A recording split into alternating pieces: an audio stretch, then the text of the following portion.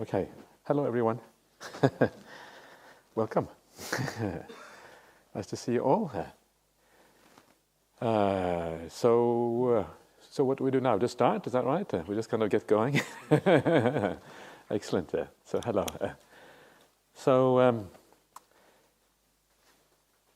I assume that all the practical affairs have been settled. Is that right? So everyone knows what to do. You have your rooms. You have kind of taken the. Have you taken the 8 precepts as well? Sort of. Not taken them, but you. Okay, you know what they are. You're supposed to be. Okay, you're supposed to keep them anyways. That's great. So I guess there's no need to take them formally. Everyone knows what they are. So yeah, whatever. I'm easy. Okay, good enough. So that's great. So it's nice to see everyone again, and it's just wonderful that we have some people coming from overseas. We have one over there. Some people from Singapore, some people from the United States, and it's wonderful that we can kind of bring our international Buddhist community back together again after all this time, after all this kind of COVID things. Actually, COVID isn't as bad as they say, but the one bad thing about COVID is that we can't travel. Yeah, it's kind of one of the problems. Maybe we shouldn't travel anywhere because of all kind of reasons, but it's wonderful that we can come back together again. And we have Venerable Kali who just arrived from Sydney, and we have one of the Venerables over there just arrived from. Where have you come from again? I'm ordained in the US, but I came from Myanmar. You came from Myanmar now, or have you? I came from Nepal. Nepal, okay. So, okay, we don't know exactly where you're from, but anyway, you're welcome. Yeah, US, okay, that's good. So, and one of the kind of things that this always reminds me when I see everyone coming together in this way, and we have this international community, and people can access the teachings of the BSWA on the website around the world, and then we have this amazing retreat center here. It's very difficult to find retreat centers like this anywhere in the world. It's really hard, and so everyone has a chance to come here. And it gives you sense, this idea of Kalyanamitta, which spreads around the world. Yeah, everyone coming together, everyone having a chance to enjoy these teachings, enjoy these premises, and we share with each other. Yeah, we kind of share internationally, across cultures, across borders, across age, across everything. And all kind of human beings in the world. Well, we don't have that many rooms, but anyone can really come here and enjoy this thing. And there is this beautiful, one of the kind of great recollections that you find in the suttas, and I just had a quick look at it now before I came here, because I thought always good to check it up before you talk about things. So and this is, we have these recollections that are supposed to bring joy to the practice, to bring up a good feeling, a sense of inspiration, and all of these kind of things. And one of those great ways of recollection, one of those recollections the Buddha talks about, is the recollection of good friendship, Kalyanamitta. Yeah?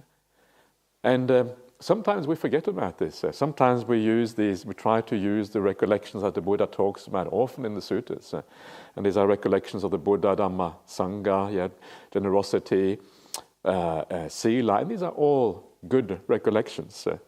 But they are also recollections that are fairly high. They can be quite difficult to do. Yeah, many people recollect the Dhamma and the Buddha may not give rise to great joy or anything like that. But the idea of Kalyanamitta is actually mentioned specifically to be for everyone. You don't have to be an Arya, you don't have to be a noble person to do this recollection. Now everyone comes together here from around the world. All the Kalyanamitas. It's because of communities like this that we actually work, that we function, that we inspire each other, that we're able to practice this path. The whole thing stops and doesn't work unless you have this kind of coming together. So you start thinking about your Kalyanamitta as you look around, all these good people coming together. Yeah, everyone keeping 8 precepts. No bad people are going to voluntarily keep the 8 precepts. Guaranteed that you are all good people. Usually I like to ask, how many people here are not good? You see, I told you, everyone here is a good person. So, and that's wonderful to have these kind of Kalyanamittas, coming together. And then we have the Sangha, another extra layer of Kalyanamitta, coming together, being like the professional practitioners, if you like. And on top of the whole thing, you have the Buddha, the ultimate Kalyanamitta. That's what I think we should start calling the Buddha the ultimate Kalyanamitta, the UK here. No, UK, that's already taken. No, something like that. So, and this is a kind of, it reminds you of the importance of these things. And, so many suttas where the Buddha talks about the idea of spiritual friendship, of the importance of right view, the importance of the noble people in the world. It is based on this basic idea that without that Kalyanamitta, especially the Buddha at the root of everything, there is no spiritual life. There is no progress. There is no practice to be done. There is nothing. The whole thing just falls apart. And so we are so fortunate to have this. So this is what the meditation retreat is about here. It's about trying to bring up some of that joy, some of the happiness, seeing things in the right way, inclining the mind in the right direction. It's fascinating how sometimes very small shifts in perception, small ways of thinking about things in a new way can be massive, make massive changes in one's meditation practice. So it's kind of very fascinating, interesting to try these things out a little bit. But anyway, I should start maybe slightly somewhere else and just start by just letting you know to the purpose of these kinds of retreats is for you to have a good time, to enjoy yourself. I need to say this because some people don't get that. They think this spiritual life is about really kind of pressuring yourself to the max and kind of feeling maximum suffering and getting insight into suffering. Well, having suffering and having insight are actually two different things, right? So we have to kind of make that distinction. Sometimes you have a lot of suffering, but don't have any insight into it. So please enjoy yourself because there is already enough problems in life. Yeah. Is there anyone here who hasn't got enough problems? Everyone has enough problems, right? I mean, this is just the way it is. Even as a monk, you have enough problems. And even Ajahn Brahmali has enough problems. Sometimes I go to Ajahn Brahmali and I say, oh, I want to ask you something. And the kind of response I get from him, oh, please just go away. And in a sense, I can understand that, right? I mean, he's probably right. I probably shouldn't ask him these questions. Do I really need to ask him this question? Probably not. So I get this feeling. I think, yeah, okay, thanks, Ajahn, you have a point. And so I go away. And so that's, this is life. So the spiritual path should be something that actually adds value to our life, not something which detracts value to our life. And this is true both in our daily practice, but it's certainly true when you come on a meditation retreat. It should be something which kind of ideally adds some value to your life. So remember that as you go for this retreat. And if you do feel a bit, frustrated or things aren't going right, and it's almost guaranteed that's going to happen over 9 days, except if you are a super duper meditator. I'm not going to ask how many super duper meditators there are because here, but I know some of you are pretty amazing meditators. But still, keep that in mind. It means that when things aren't going so well, just withdraw a little bit. Pull back a little bit. Don't follow a regime that is too strict. Don't be afraid of breaking your schedule occasionally. If you have a schedule, kind of lay down for yourself. Go back and have a cup of tea. Lie down for a while. Okay, I just need to breathe. I've kind of got slightly off the kind of the track I want to be on. And then you're going to have a good time. Go for a walk in the forest, check out the kangaroos. There's a beautiful property here. There's nice walks around here. And so please have a look around and just make use of these marvelous facilities that we have right here. And then you're going to do really well on this retreat. So that is kind of to me, the main kind of guiding point for a retreat. And I always like to say, I think Ajahn Brahmali was the one who said this first. I thought it was a really cool saying. There's only 2 things that are compulsory on this retreat. You know what that is? Breakfast and lunch. Everything else you can do exactly what you like. Don't have to come to the talks. Don't have to come to anything. And if you get fed up of hearing my voice, then that's okay. I'm not going to. I don't have a book where I kind of put your name in and it didn't show up. Yeah, okay. So that makes it easy, comfortable and nice. And then you are going to be on the right track, hopefully. I don't really want to say anything more than that. Just, use the facilities well. Don't follow your own rhythm. One of the problems sometimes in meditation is that we look at everyone else and we think everyone else is doing better than we are. Please don't think like that. We're all different. we all come into this world in different ways, with different qualities, with different personalities, and we're going to have different abilities to practice meditation. That's just the way it has to be here. And because we're all different, you should always look at your own inner state, your own inner qualities, to decide what you should be doing here. Don't worry about anyone else. You have no idea what they're doing here. Don't judge yourself, compare yourself to anyone else. And when you kind of just follow your own inner rhythm, your own inner clock, what is it? You go to the beat of your own inner drum or something like that? That's one of those kind of... Anyway, then you are going to do really well, and you're going to be able to, hopefully, to enjoy yourself and to see what happens. At the very least, hopefully you will learn something about meditation, something about the teachings of the Buddha, and hopefully get some enjoyable sits at the same time. So that is really all I want to say kind of on general issues.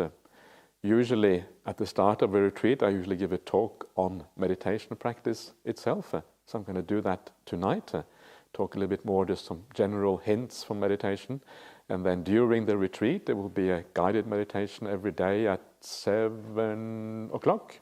Yes? Okay, yeah, 7 o'clock, right? Actually I have a time schedule here, for goodness sake. I should make use of what I've got, the facilities, as they say. Let's see.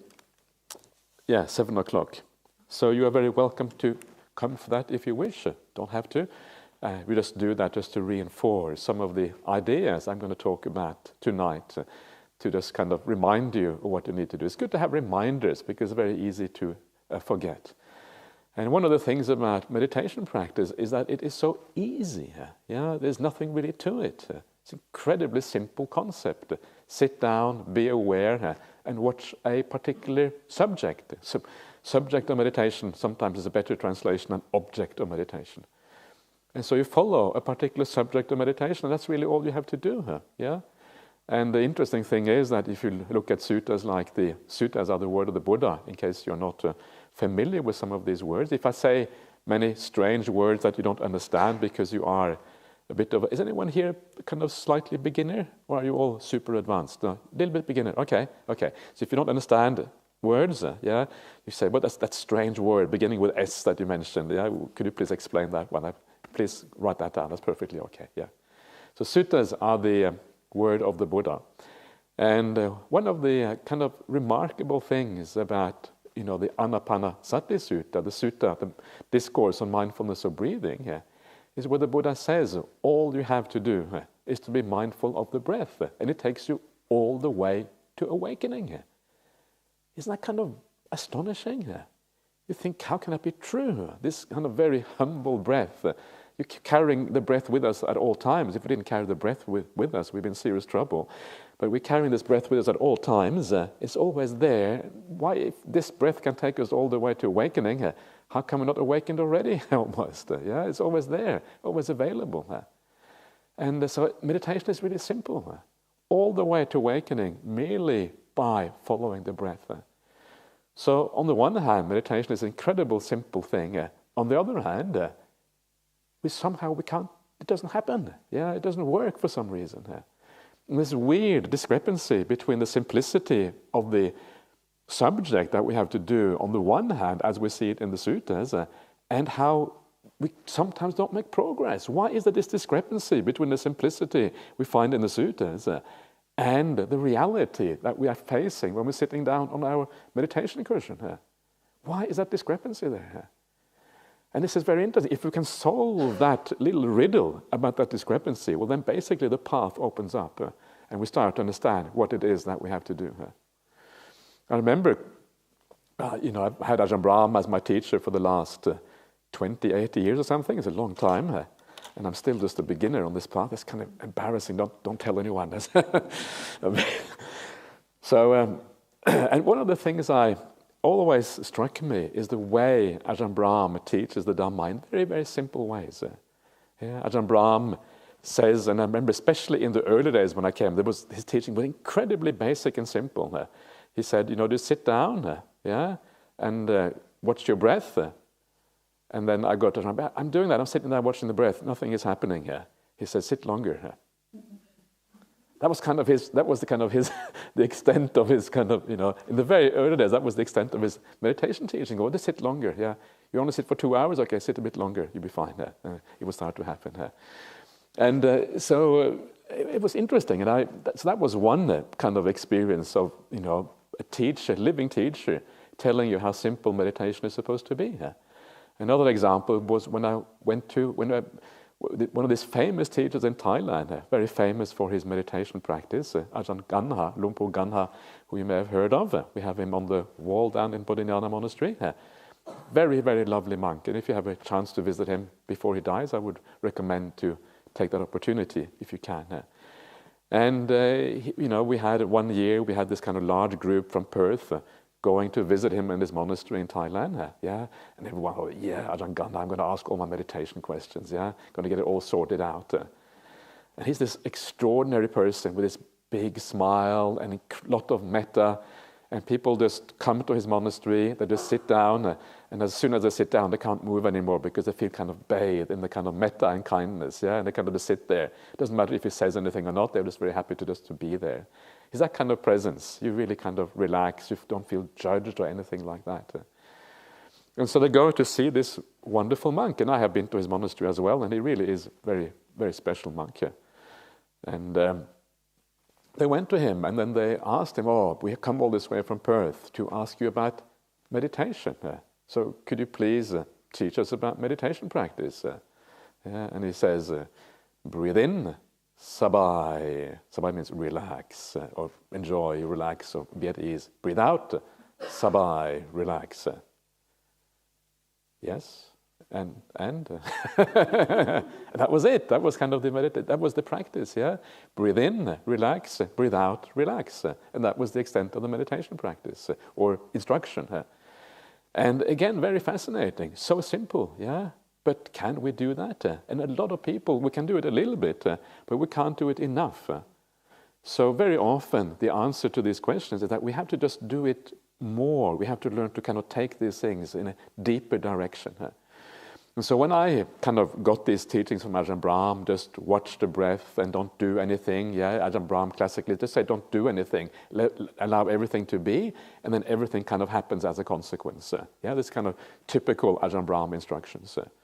And when I was listening to this, and I realized I wasn't getting quite, the kind of the results that I wanted to have, or I was kind of thinking I should have had according to the suttas. So what did I do? Well, what I had to do was to go to the word of the Buddha and ask for the broader, bigger picture. What is the bigger picture in this? How can we actually understand this whole path in a broader kind of sense?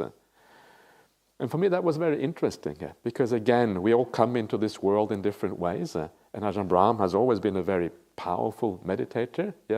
I've lived with him for so long, I don't have much doubt about that anymore. And sometimes because you are a bit different from Ajahn Brahm, you need a different kind of approach. You need a larger, more broad angle on this idea of the path to kind of catch maybe more of the factors of the path. And then I started to understand that there are additional things. If your meditation isn't deep enough, there are things that support meditation. And there are two things in particular that the Buddha says are the supporting factors of meditation practice. And one of those is sila, which can be translated, I like to translate it as kindness, even though it's not really a translation, but it's a kind of more like a general idea of what it refers to. And the other one is right view. These are the two supports of meditation practice. So I realized that because my meditation isn't as deep as ideally it should be, I need to focus on these areas. And this is an eye-opener, This is kind of the key to understanding this whole thing, how to enable this meditation practice to become as easy as Ajahn Brahm says it should be, as the Buddha says it should be, as Ajahn Ganha says it should be. Sit back, relax, and allow everything to happen. These are the keys. So this is how you unlock this path. And when you think about it, it makes very good sense. We come into this world in different ways. Some of us becoming grumpy in the world. I'm not sure what babies look like when they're just born. I'm sure someone kind of frown when they get just born, and some of them are probably smiling already. It's just we come into this world in very different ways. And because of that, some of us already have practiced a lot of sila in the past life. We are ready for meditation. Yeah, we kind of come out as soon as we kind of ready. We become Buddhist. We understand what we have to do, and meditation just happens. Whereas others, we have much more work to do. There's more things that we need to sort out. We need to purify ourselves more. We need to practice more kindness. We need to learn how to think properly. We need to know how to perceive the world in the right way. There is a right way and a wrong way of perceiving the world.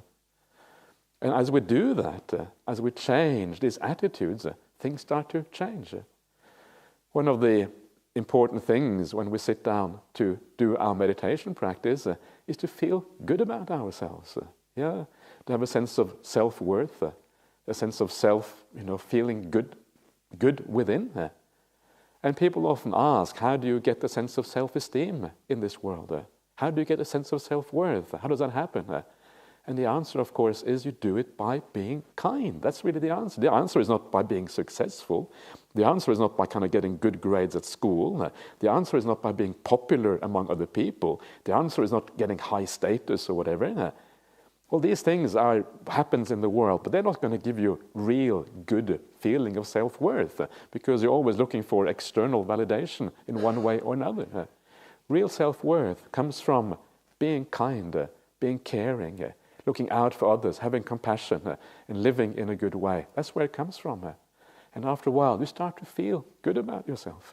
And then when you sit down and you meditate and you close your eyes, you go within, you have a warm feeling within.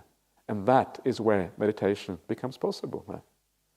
And of course, the greater that inner purity and the inner feeling of goodness is, the more powerful the meditation is going to be. Yeah, so this is really the kind of the critical thing. Yeah, the foundations. It's specifically called the foundations of meditation, or the foundations of Satipatthana in the suttas in a number of places. Sila is always the foundation. Noble Eightfold Path starts with right view, right intention. Then you have all the various factors of morality. Then you have right effort. Right effort is basically more morality.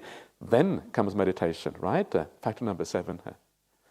So you can see there how that whole path works in this way. So kindness is so important. Of course, now we are here and there's a limited amount of, you can still be kind, of course, while you're here, but really now you carry with you whatever you have, however you have lived your life over the last few months or years or whatever, you bring that with you here. So now you're going to you can find out how kind you are. So those of you who have lived really well, you will feel that kindness within. Yeah, and it will kind of work in your favor. And those of you who are struggling a bit, well, you know, I'm not saying that you are unkind, not at all. I'm just saying that the bar for kindness in Buddhism is actually incredibly high. Yeah, the bar for kindness is like all of these things. You have to think in the right, you have to act in the right way, speak in the right way, not do the bad things, and you have to think in the right way. Yeah, this is where it gets really hard. Perceive in the right way, look at things in the right way. It's about character development. It's not just a matter of morality. It's your whole personality has to be kind of leaning in the right direction. Yeah, so it's actually very, very demanding to kind of practice Buddhist morality fully. And we're going to talk about this quite a bit on this retreat. I haven't really said much about the suttas that I'm going to look at, but what was really nice this year, one of the ladies who was here, she came to me and said, Bhante, can you please do these suttas? And initially I thought, yeah, maybe not. But then I was too lazy to look up my own suttas. Okay, take those suttas and see what happens. And actually, they're really good suttas. Yeah, this is what is so nice about it. You just have to kind of get into the idea. And the one sutta that she suggested is actually basically a gradual training sutta. A sutta about how the path works stage by stage, from the very beginning, from your first time at Jhana Grove, or whatever it is, until you full enlightenment down the track or something. It is a stage-by-stage practice all the way through. And as we go through this, you will see how the path is very much about the gradual transformation of the mind, a gradual purification of the mind and your whole being, essentially. That's what the path really is, kind of comes down to. It's the Visuddhimagga, but it's actually the Visuddhimagga of the suttas, not the Visuddhimagga of the commentaries, as we often find it. So this is one of the reasons why I love the gradual training. To me, it's one of the most powerful teachings. Very practical, down to earth, something everyone can use. So I thought I would use that again. It's been a few years since I used that here last. So a lot is going to be about that during this retreat, learning how to think in the right way and all of these kind of things, because it is so fundamental to the path. So a lot of this is about how we live our ordinary lives. So how can we bring this into the retreat? Yeah, this becomes one of the critical things. How can we use this during this retreat? And the most basic way of using the idea of kindness and sila on this retreat is to be kind to yourself.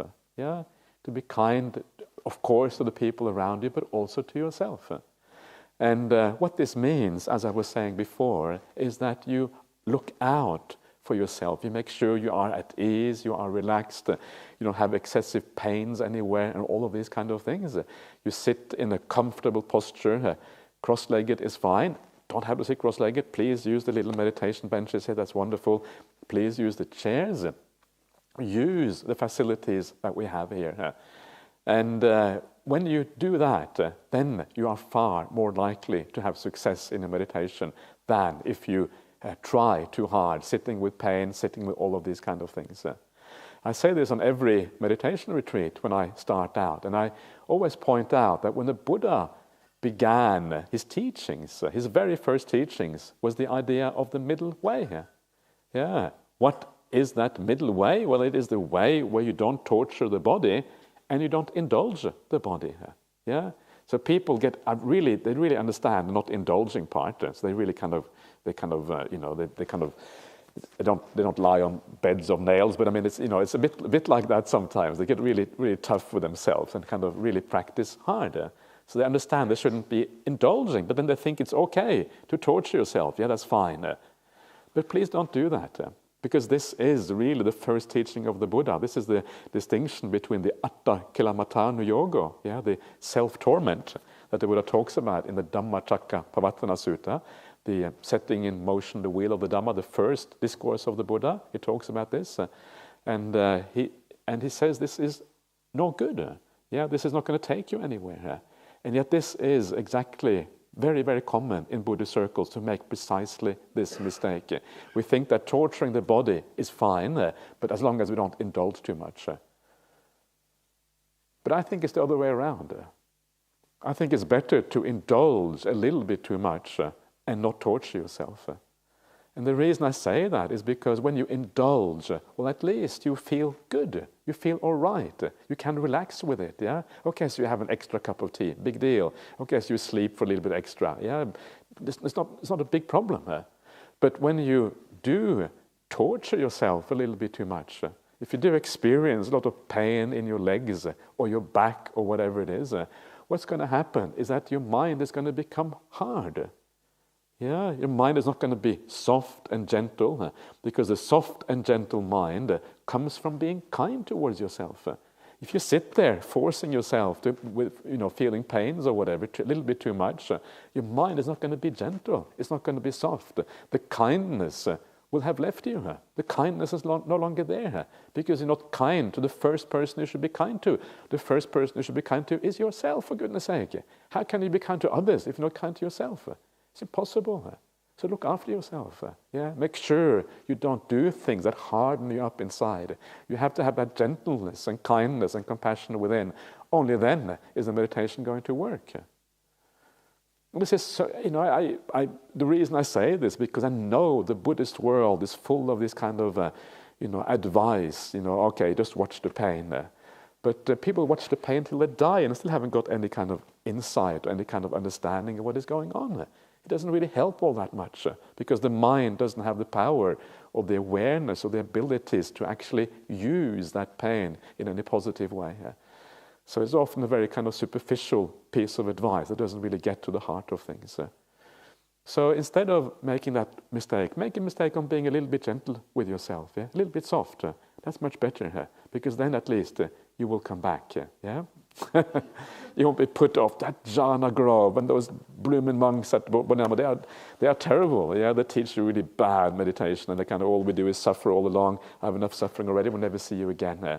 And this is very common in meditation circles. Yeah, people come to retreats, and they say that in certain kind of meditation centers, 90% of people never come back again. 90%, right? Isn't that kind of astonishing? And that is precisely for this kind of reason. And the whole purpose of the Buddhist path is that the Buddhist path has this enormous transforming potential to take flawed human beings like each one of us, flawed people with all kinds of defilements and negative qualities and whatever, and gradually transform us into something far more beautiful, something kind, something caring, something wise. Wisdom is the highest of all these qualities. And sometimes we don't even understand how far that transformation can go. We don't understand because we have a sense of self that blocks us from having the ability to really understand the profundity of these transformations. And so don't spoil that potential. And the best way to spoil that potential is to get really fed up with meditation once and for all, and never wanting to come back to Jhana Grove again. Actually, Jhana Grove we're usually pretty relaxed here, but these things can happen sometimes. So very important to get this right. So it's really entirely up to you how you want to follow this retreat. You can have a schedule for yourself. Sometimes it can be handy to have a little bit of a schedule, but don't follow it too strictly. Know when it goes too far. Know it when you don't enjoy yourself anymore. Know it when your mind is getting a bit too kind of tight or a bit too kind of hard or whatever. Understand that and then relax a little bit. Go and hug a tree or something. I don't know. Whatever you need to do to kind of allow the good qualities to come back. Hug yourself. That's like Ajahn Brahmali's kind of idea. Hug himself. Hug the teddy bear. That's really good that you got some teddy bears going there. That's marvelous. So, and then you will be on the right track as a consequence, because that is such a negative thing when that happens. And then, so that's how you, in my opinion, how you use the idea of sila or kindness in the right way, by using it against yourself, towards yourself in this way. And then, of course, you also want to be kind to the people around you. Of course, on a retreat like this, you cannot really show it too much, but at the very least, make sure that you have it mentally, that you have it within. Because when you have it within, you have it in your mind, you remember, as I said before, that these are really marvelous people who come here. I know many of you. I know many of you for years, and I know that you are wonderful people. And so remember that of each other. And when you see little things that you don't like, little annoyances, there's always little annoyances with people, because people are just annoying. But just because they are annoying doesn't mean that there isn't a lot of goodness there. People are both annoying and good at the same time. And sometimes all we see is the annoying aspect and forgetting about the good aspect. So remember all those underlying good qualities. When people are a bit noisy, there's always going to be a little bit too much noise in a meditation hall. There's always going to be people who forget, or something happens and there's a noise happening or whatever. Then always be forgiving. Don't remember, it's got nothing to do with you. Remember, people are like robots. People are like the wind in the trees. Just like you don't blame the wind in the trees for being noisy, in the same way, you don't blame the people here for being noisy. Because they're following forces of nature, just like the wind in the trees are following the forces of nature. So you have the kindness for yourself, you have the kindness for the people around you, and then things start to become very smooth as a consequence of that. So please keep these things in mind on this retreat. These are really important things, so easy to forget. And when you forget them, that's when the retreat starts to become a little bit miserable. Come and have a chat with me if that's the case, and maybe we can get you back on track again, hopefully. But then there's also the kind of the really great thing about being kind is that you, as I said before, you start to feel good about yourself. One of these things that we have on this path is we have this idea of the sila nusati, the recollection of your sila, morality, character, kindness, all of these kind of things. And sometimes you can do that a little bit deliberately. You can ask yourself a question like, well, have I, what do I remember in my life that I feel really happy about? When I did something, I felt really good about it afterwards. And when I say good about it, I don't mean proud or, yeah, I'm the best. I don't mean that kind of thing. I mean, you just have this kind of quiet sense of goodness inside of you because you did something really kind towards somebody. And if you have a few of those experiences in your life, bring those to mind. Yeah. And when you bring those to mind, sometimes they can actually lift you up a little bit, especially if you feel a bit, you can't really get any emotions going or whatever. And just that recollection of something beautiful that happened in your life, that you did to someone else, can be sufficient to lift you emotionally, so you feel far better about yourself as a consequence. Yeah, and I think in my life, I've done quite a lot of good things actually. And I don't really feel proud of it, because I think it's just natural. We should all be good people, and and for that reason, I have the right, I reckon, to feel good about myself. It's good to feel good about yourself, right? So bring that to mind in the same way. Yeah, each one of you are going to have those things in your life when you feel good about yourself. But it's a quiet, peaceful sense of feeling warm about yourself within. It is not a proud kind of self-aggrandizing kind of thing at all. It's something very beautiful. And you will recognize it when it's spiritual, and you will recognize it when it's more worldly in character. And when you make that distinction, then you are on the right track. Or more generally, just the fact that you live well, that you live following precepts, that you live doing a lot of goodness in this world.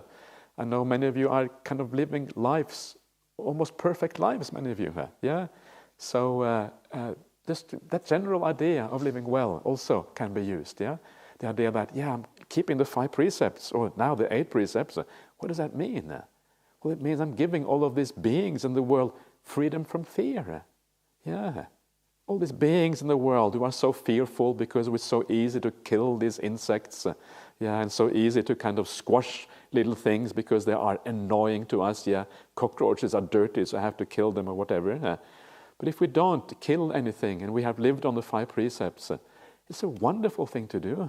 This idea of freedom from fear, giving that to people around you and to animals around you, is a very powerful gift. We talk about the idea of generosity being very important, but some of the most powerful gifts are the gifts we do through our actions in this way, by withdrawing the threat of punishment and fear of death and all of these kind of things in the world. It's a beautiful thing to give to the world around us. And sometimes we take these precepts for granted. We forget that we have been doing this for a long time. We shouldn't take it for granted. It's actually a very beautiful thing to do. One of the suttas of the Buddha, it's kind of a sutta, it's a little bit strange perhaps, but it's a kind of a hierarchy of merit, a hierarchy of goodness, if you like. And it kind of starts off at the bottom. The bottom is like, okay, you give to, I can't remember exactly where it starts, you give to an animal maybe, okay, it's a lot of merit, but not super duper amounts, so fair, good. You should always give to animals if you have a chance, of course. And then you give to human beings, and you give to really good human beings, and then you give to super duper good human beings, give to the Buddha, that sort of thing. And then beyond that, beyond gifts, are the idea of taking refuge in the Buddha Dhamma Sangha. And beyond that is taking the 5 precepts. Isn't that kind of extraordinary? So any gift you do, even if you give a gift to the Buddha and both Sanghas, which is supposed to be the highest kind of gift in the world, even beyond that is actually taking the triple refuge and then the 5 precepts. It's kind of extraordinary. This is a very powerful gift that we give to people and animals in the world. We don't steal anything. People can trust us. They know that we're not going to take advantage of them. Isn't that wonderful to create that trust in the world? There's often so much distrust in the world, but it's great to have at least a community where we feel we can trust everyone. No one here is going to go into your room. You can leave your room unlocked. Usually my room was always unlocked. Now there's a key in my room, so I locked it tonight. Maybe I shouldn't have done that. Maybe that's kind of a sign of distrust. But anyone here you can trust, right? Maybe, possibly, someone could come from the outside. I guess that's kind of what we are worried about. and no lying. Not lying is kind of extraordinary here. Yeah, this is kind of exceptional. We tell the truth all the time, even if it is sometimes embarrassing to tell the truth. And sometimes it is, I have to say. But but we do, and we take that embarrassment and we deal with it rather than actually doing the wrong thing. And we create a wonderful world. So sit down, reflect on this. Allow that to kind of really penetrate into you. Yes, I'm living in this way. Yay me. Yay me. And then you're going to kind of feel, you're going to get some of the benefits of what the Buddha calls the sila nusati on this path.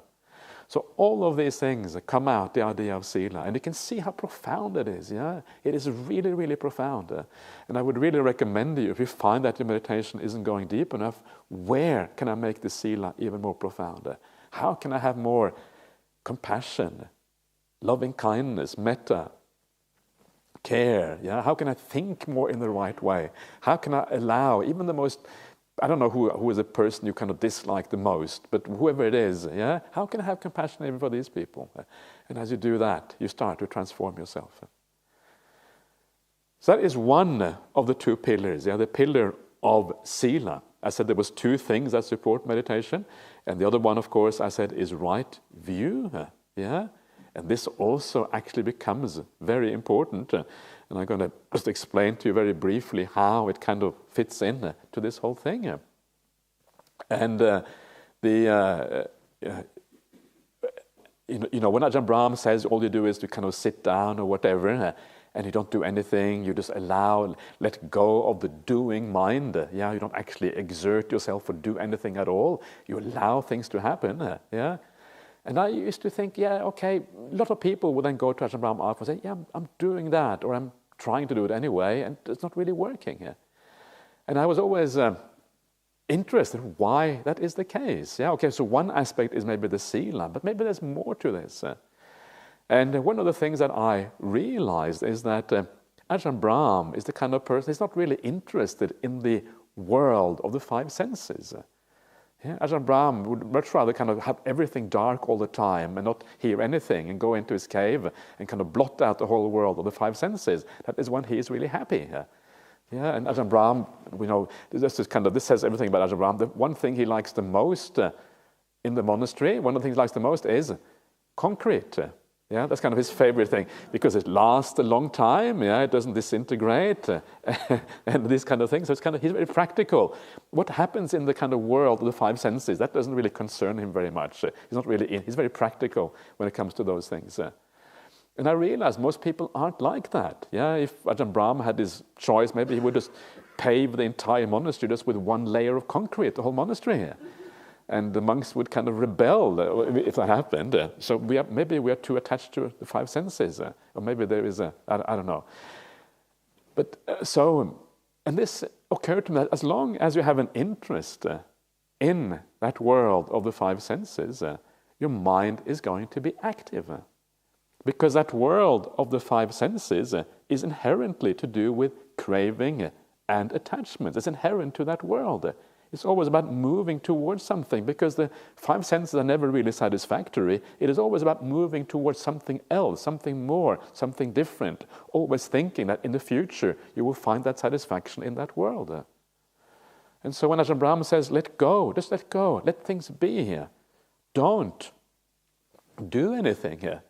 I realize that the reason why that works for him is that he has already given up that world. He doesn't have any interest in that world at all. But for the vast majority of people, there is still at least a residue, and maybe quite a bit of interest in that world. And for that reason, there's always going to be some craving in the mind. You can't really give up that doing, that activity in the mind, until you see that that world of the five senses is not really satisfactory. At that point, you can give it up.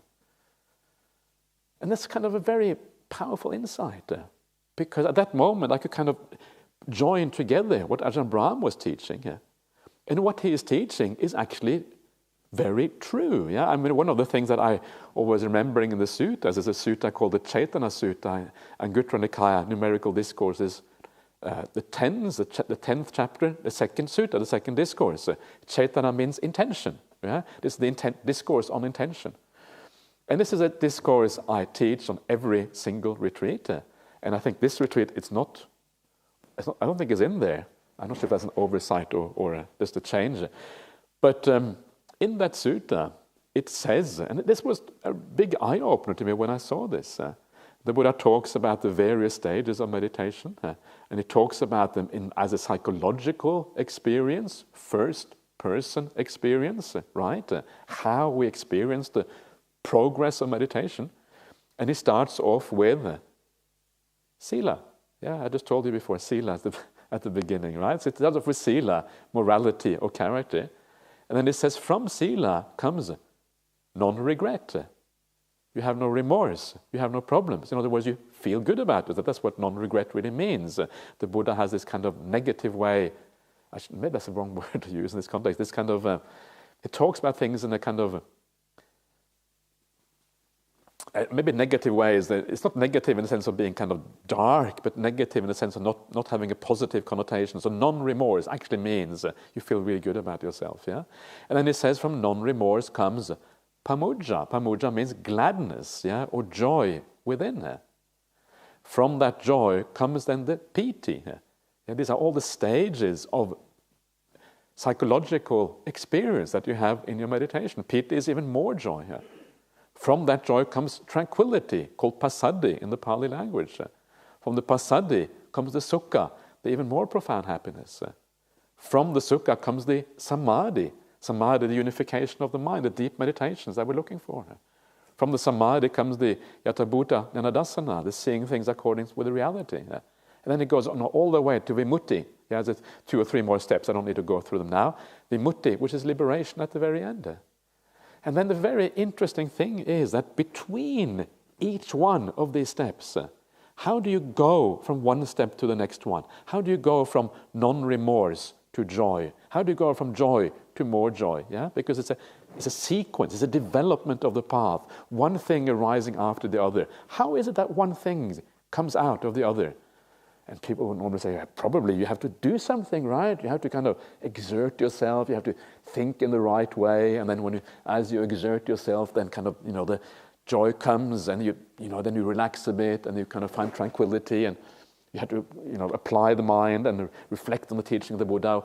People have this idea of what you have to do to get to the next stage. But what the Buddha says, and this is kind of, it's so powerful when I saw this the first time. It's a long time since I saw it the first time now, but he says that going from one step to another one is na chetanaya karaniya, not to be done by an act of will, not to be done by intention, not to be done by volition. That's what he says. So when you go from one step to the other one, it cannot be done by an act of will. In other words, it's not about what you do. You don't have to do anything. In fact, the whole point is if it cannot be done by an act of will, what that means is that the will actually get in the way. You have to stand back, and you have to allow the process to happen. And then the process will happen by itself if the initial causes are in place. All you really have to do is ensure that the initial causes are in place, then this path will happen. And this is exactly what Ajahn Brahmali was saying. All you have to do is just sit back and relax, and the whole thing just happens. So when I saw that, I knew that Ajahn Brahmali had to be right. Yeah, I knew this matches perfectly what he's saying. But still, it doesn't happen for me. And then, of course, that is when I realize, go back to teaching sila and right view. These are the 2 areas where you have to do something. So, right view in this context means understanding really that the world of the 5 senses is not all that interesting here. Yeah, that's really what it comes down to. And you may think that, well, we are lay people. I don't know what you think, but I'm just kind of, sometimes people think this. They think, oh yeah, we are lay people, we got to enjoy the world of the 5 senses or whatever. Yeah. Sure, please, I enjoy the world of the 5 senses sometimes. I'm not going to say, no, I'm not going to go there. Ajahn Brahm says, enjoy your food, right? He says that to his monks. I'm one of those monks, so I enjoy my food. And It's okay. Yeah, that's not what it means to kind of see the downside of the world of the five senses. It doesn't mean you should not enjoy your food. What it means is that you have no general interest in that world. Yeah, you have no general interest in kind of what the future is going to look like, what my next relationship is going to be like, the next house I'm going to have, yeah, the next car, my kind of climbing the corporate ladder or what it might be. That is what you're not interested in here. Yeah, that's kind of, it's general kind of withdrawal from that world of the five senses. And as you do that, you will also find that even things like, your food or whatever it is in your life, all of that also becomes a little bit less kind of exciting as well. And you withdraw from those things. That is really kind of what is behind this. And now, I have talked about this a lot, but now is a very good time to understand why this matters. We have seen how the world is always going in funny ways. The world seems to be completely out of control. It is out of control, right? That's why it seems to be out of control. There's a kind of, it hangs together here. There's no one really in charge. Yeah, the world is kind of doing all kind of odd things. We don't know what's going to happen next. And so it's a good time to say, okay, let's leave that blooming world aside. Yeah, it's not all that interesting here. And let's instead focus on the spiritual path. And this is the beautiful thing about the spiritual path, is that it is an alternative. It is the real. When we talk about refuge in Buddhism, that's what we're talking about. Usually, most people take refuge in the world.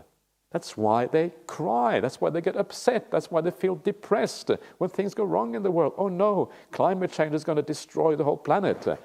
Maybe it is. I don't know. Maybe not. Who knows what's going to happen? What's going to happen with the war in Ukraine? Some people are saying it's the beginning of World War III. Is it? I have no idea. Let's see what happens. But it's uncertain, and that is the point. We just don't know. And sometimes it goes really bad, sometimes it goes good. But all we do know, it's out of control. You cannot rely on something which is out of control. It's madness. So you realize, wait a minute, that's what the Buddha is on about, isn't it? Refuge. Where should I find the refuge? Actually, yes, the refuge is right here. The refuge is in your meditation practice. There's a very beautiful thing in the Mahaparinibbana Sutta, the last word of the Buddha before he passes away, where he says that you should find, you've been island unto yourself. You should be your own refuge. Yeah, each one of us, you have to be your own refuge. How do you do that? By practicing the 4 satipatthanas.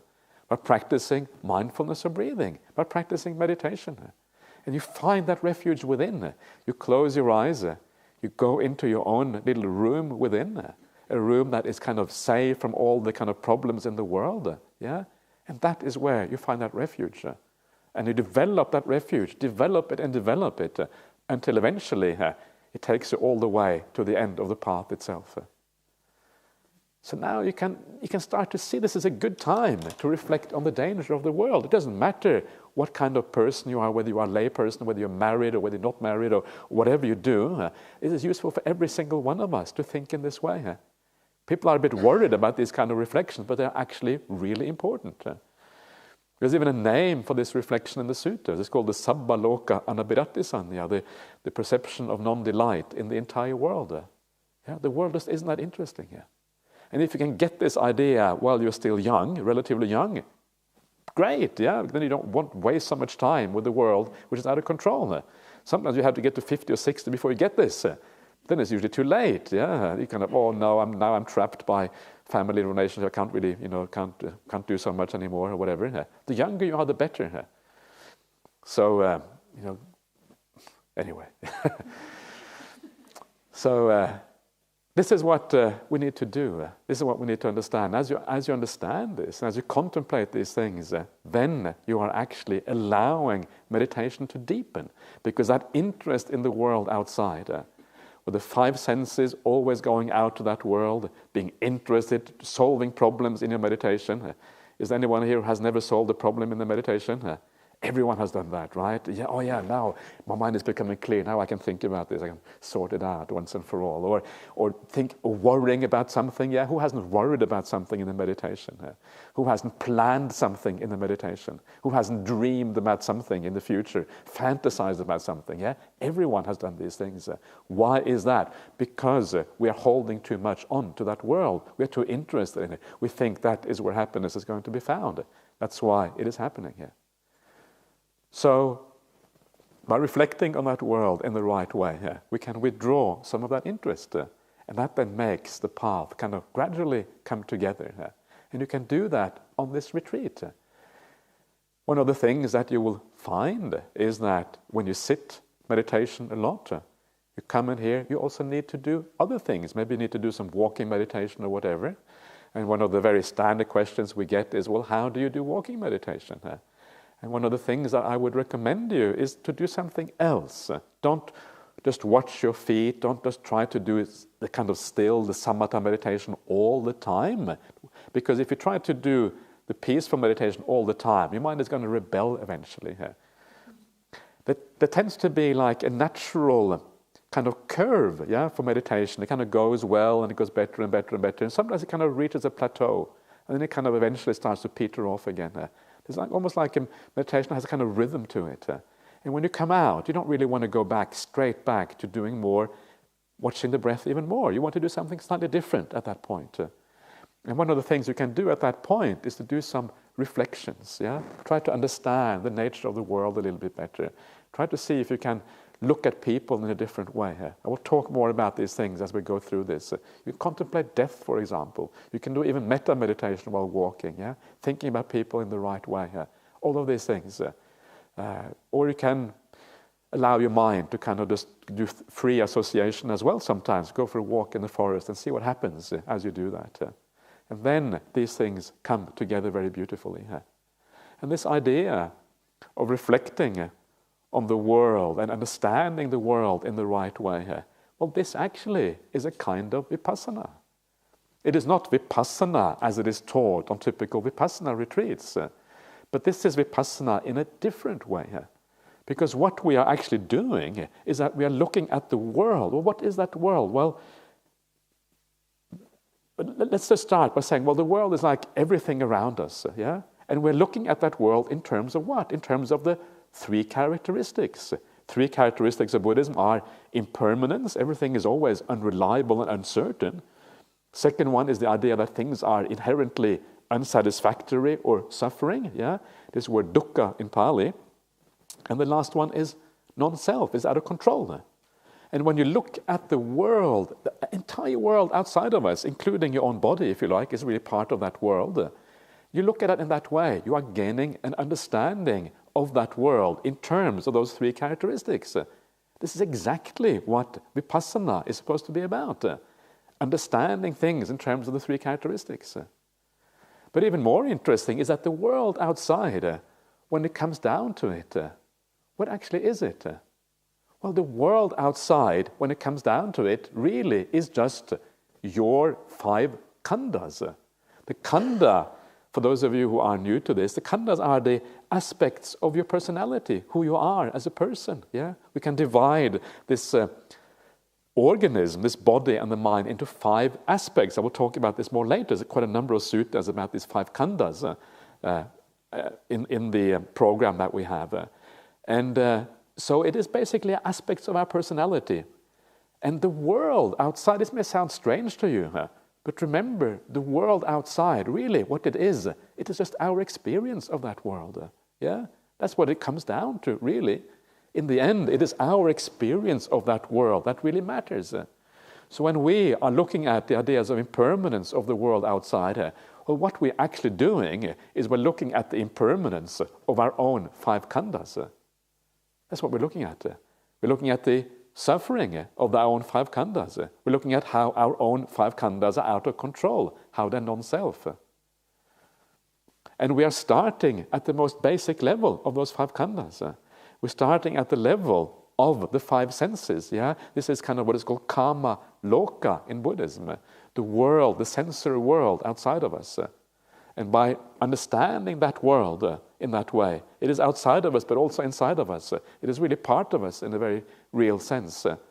We are actually doing insight meditation or insight contemplation. Let's not call it insight meditation, because that term is already booked by other groups. But we call it insight contemplation instead, yeah? And you can use that as insight contemplation, as a kind of vipassana, to see the world in a way that will support your meditation when you come back here. So do a bit of these reflections. They're very powerful.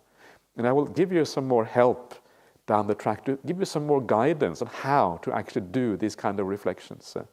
And as all of these things come together, yeah, you will find that your mindfulness of breathing will support your ability to reflect properly. When you reflect properly, you will find that that supports your mindfulness of breathing. Yeah, the two are actually supportive of each other. And then when you get fed up of both mindfulness of breathing and reflection, and you go back and have a cup of tea, you find the cup of tea supports the two other ones as well. Yeah, that's kind of the good thing. So everything supports each other in this way. Yeah? And then you're going to have a really good time. When you get this balance between things, yeah, this is so important. And in the end, there is no real samatha and vipassana.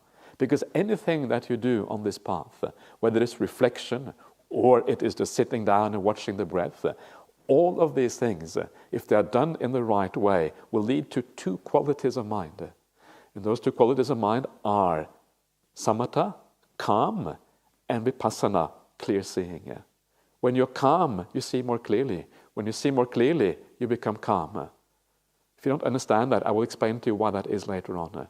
And then you're going to have a very delightful and beautiful retreat while you stay here. You're going to live here. You're going to feel more peaceful, you're going to feel more calm, you're going to feel more wise when you leave this retreat center, and you're going to say, yay, Jhana Grove. Jhana Grove is really cool, really great. And then, probably, I will see you again here next year, right?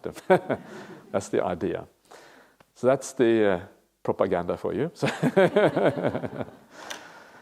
So anyway, I'm not going to say, I've already spoken for an hour, I don't know, things just disappear. And I'm not going to say much more about meditation for now. We will reinforce some of these things as we go along, but tomorrow morning we're going to start looking at these suttas, this word of the Buddha, and to hopefully give you even more support as the retreat goes on. But I wish you all a wonderful retreat. Hope you have a really nice time. Please come and have a chat with me if you feel things are not going well or whatever. There is a chance to put your name down to interviews. If there isn't enough space for the interviews, we can always expand the space a little bit later. I cut back a bit, but I'm very happy to expand a bit as well if there isn't enough space. So please feel free to do that. Even if you don't feel you have anything to talk about, you just feel a bit out of sorts, still, please come and have a chat. Oh, I'm feeling really, don't know what to do with myself. Okay, let's have a chat anyway. Yeah. And hopefully you'll have a really nice time. And for tonight, please have a good night's rest, and we'll see you again tomorrow morning here.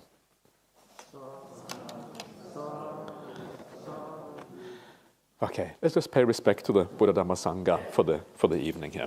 Do the Arahang Samma Sambuddha together.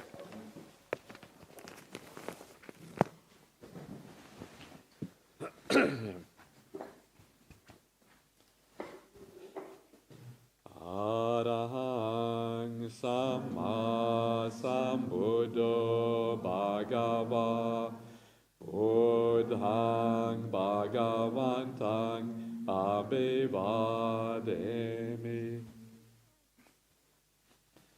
Svakato Bhagavata Dhammo Dhammang Namasami